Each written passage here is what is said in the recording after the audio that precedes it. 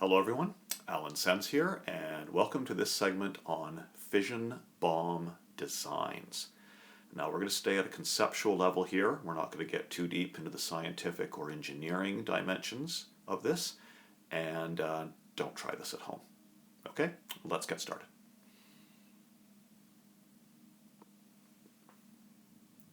So by the time we're finished this segment, you should be able to describe fission bomb designs and how they work, and you should be able to explain the contemporary relevance of fission bomb designs as well. There are three basic fission weapon design types: gun type designs, implosion type designs, and boosted fission designs. The starting point for each of these designs is the actual fissile material used in the bomb. There are two main types of fissile material. One type is highly enriched uranium, or what is sometimes called weapons-grade uranium.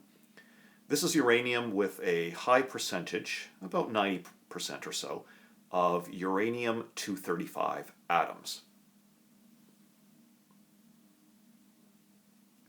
Highly enriched uranium differs from naturally occurring uranium in that it has been enriched through the same process that creates low-enriched uranium or reactor-grade uranium. So naturally occurring uranium is 99.2% U-238 atoms and less than 1% of U-235 atoms. In order to create reactor-grade uranium, the kind of the uranium that's used in fuel rods for reactors, you need to enrich natural uranium to about 3.4% U-235. But if you want to make a bomb, you need to enrich that uranium up to weapons-grade quality, which is approximately 90% U-235. Hold on to this, because this is actually critical when we get to issues of proliferation and arms control.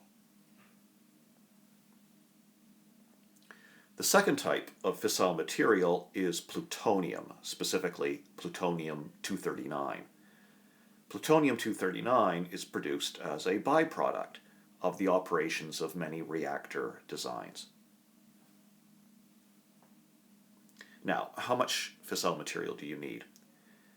The minimum mass of fissile material that can sustain a nuclear chain reaction is called a critical mass, and this depends on a number of variables, including the density, shape, and type of fissile material, as well as the effectiveness of any surrounding material used to reflect neutrons back into the fission mass. This material is typically called a reflector or a tamper. Critical masses in spherical shapes for weapons-grade materials are shown here in this table.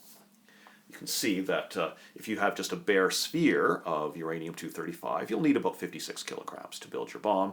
If you have a thick tamper, obviously the tamper acts to reflect neutrons back into the fissile mass, so you can use a smaller amount of fissile material because you're getting more fission of your atoms.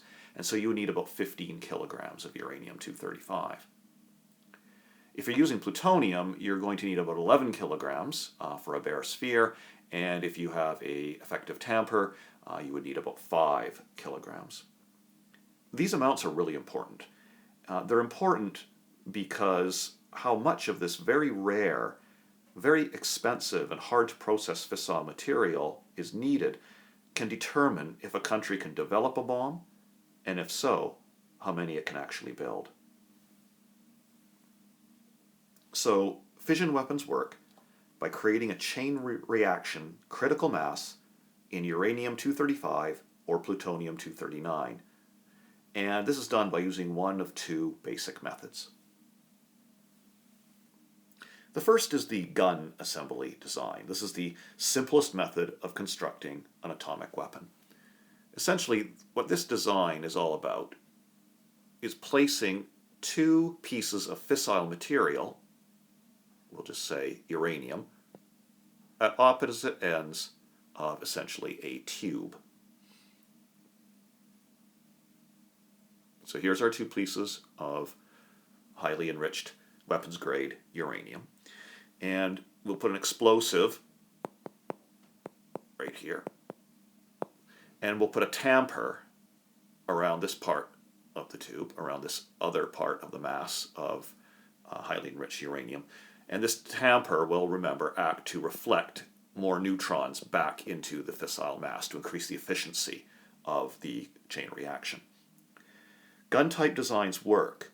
Essentially, when this explosive fires, this mass of highly enriched uranium gets propelled down the barrel of this tube, and it impacts the other mass of highly enriched uranium inside the tamper. And it's this compression of these two masses that achieves a critical mass. And at that moment, there is a stream of neutrons that is directed into that critical mass from a neutron source of some kind. A beryllium disk is fairly typical. This then is the basic idea behind a gun-type nuclear bomb. And it was this type of bomb that was dropped on Hiroshima in 1945. Little Boy was a 15 kiloton weapon containing about 64 kilograms of highly enriched uranium, with an average enrichment of about 80%. Now, this is a very crude design, and it's not used anymore by any of the established nuclear powers today. But it's relatively simple to build, and it's considered very reliable. In fact, the Manhattan Project scientists were so confident in the performance of Little Boy that the device was not even tested before it was used on Hiroshima. The Trinity test was an implosion device. As a result, this design, simple, reliable, can be a viable choice for a proliferating state. South Africa built 6 bombs, and those bombs were gun-type designs that used about 50 kilograms of highly enriched uranium, enriched to between 80% and 93% U-235. So this is a very relevant design, even though today it's considered quite crude. It's very relevant for us when we think about proliferation and arms control. Implosion designs are quite different. In implosion bombs, a mass of fissile material, and it could be, again, highly enriched uranium or plutonium-239, is surrounded by high explosives. So let's take our ball of highly enriched uranium or plutonium, and implosion designs build a spherical case of high explosives all around that fissile material.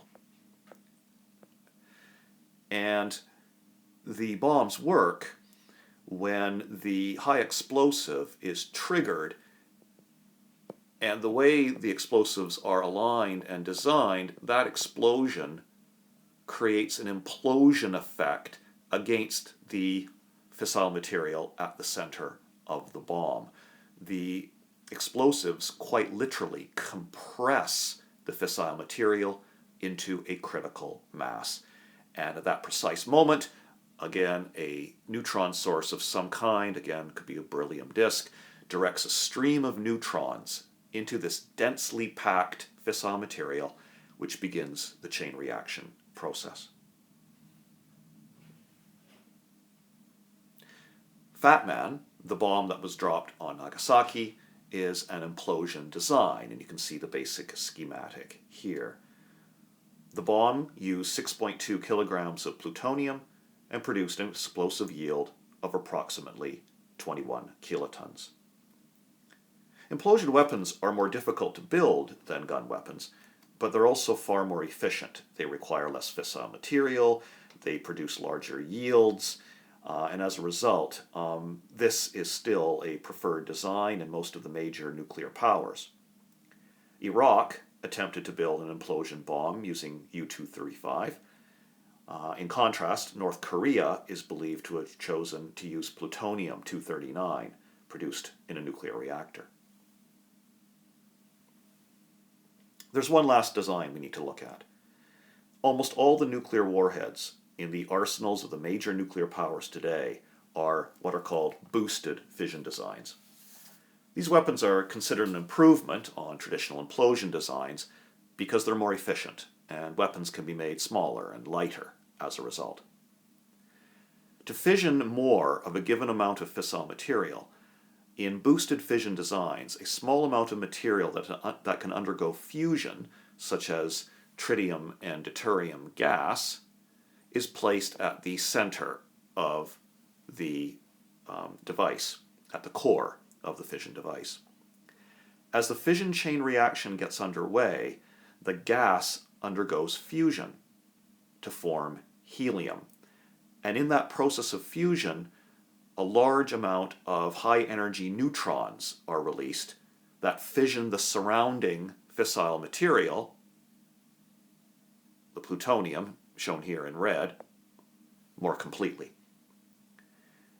Without boosting, a large portion of the fissile material in a bomb will not be used.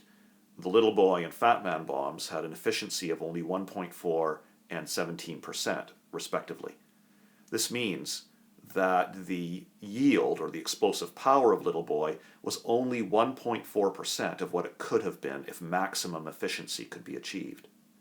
Boosting allows you to increase the efficiency of a nuclear fission device because of the fusion of tritium and deuterium, which creates more neutrons, which means you get more neutrons causing more chain reactions inside the plutonium-239. Okay, so by now you should be able to describe fission bomb designs and how they work, and you should be able to explain the contemporary relevance of fission bomb designs as well. Okay, now once again, don't try this at home. You'll often read stuff that suggests that a physics student at a university or an engineering student at a university could build a bomb. They might be able to understand it conceptually, but you probably wouldn't want to be in the same room with that student when they actually try to build the bomb. It's a very technical area of expertise. But I hope you enjoyed this video, and we'll see you again soon.